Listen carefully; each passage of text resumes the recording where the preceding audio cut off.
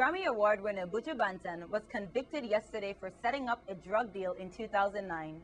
Banton, whose real name is Mark Myrie, is 37 years old. Buju Banton faces 15 years as he is found guilty of conspiracy to distribute cocaine.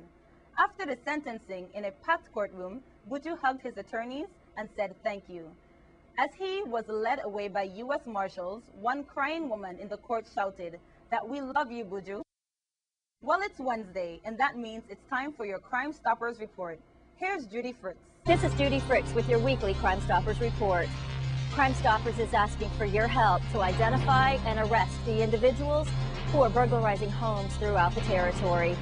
Areas being burglarized on St. Croix include Estate Barron Spot, Strawberry Hill, Estate Smithfield, and also Mount Pleasant West.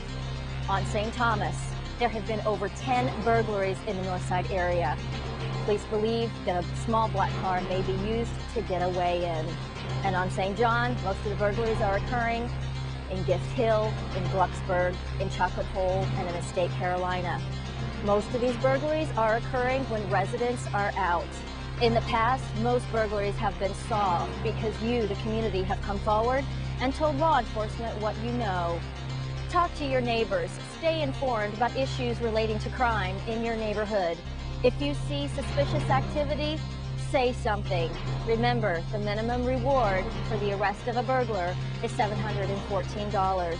If you are approached with a so-called bargain, don't buy it. There's a really good chance that it's stolen property, and it could be from a friend of yours, a neighbor, or even a relative. Be a part of the solution by reporting what you may know to Crime Stoppers, and let's put an end to all of these senseless burglaries. You can report these or any other crimes by calling Crime Stoppers at 1-800-222-TIPS, which is 8477.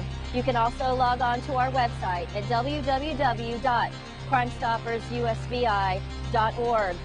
If your information leads to the arrest or recovery of stolen property, illegal drugs, or weapons, you will be eligible for a cash reward. Remember that our stateside operators are multilingual, and your call is always anonymous. To get more tips on how to make your home safer, log on to our website, www.crimestoppersusvi.org. This has been your weekly Crime Stoppers report. Thanks, Judy.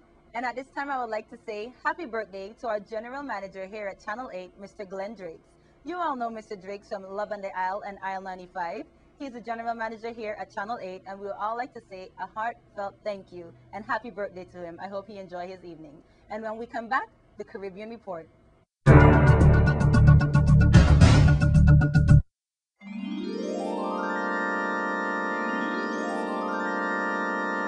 And now it's time for a Caribbean Report. Here's Jerome Aegean.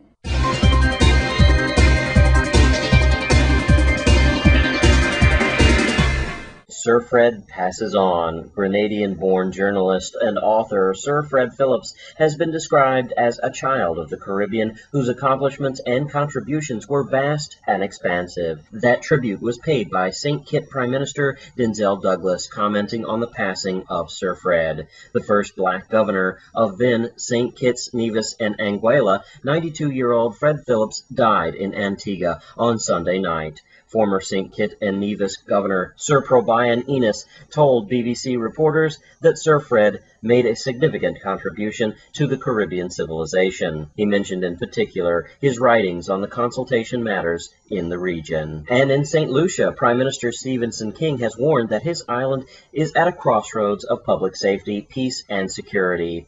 This warning came as Castries recorded its 16th homicide of the year so far. Mr. King spoke at a ceremony to sign a memorandum of understanding within the United States to increase security assistance to St. Lucia. We will not cower, Prime Minister Stephenson King said. And finally, Jamaica's former National Security Minister, Peter Phillips, has faced a fifth day of questioning as the Manat Dennis Commission of Inquiry continues in Kingston.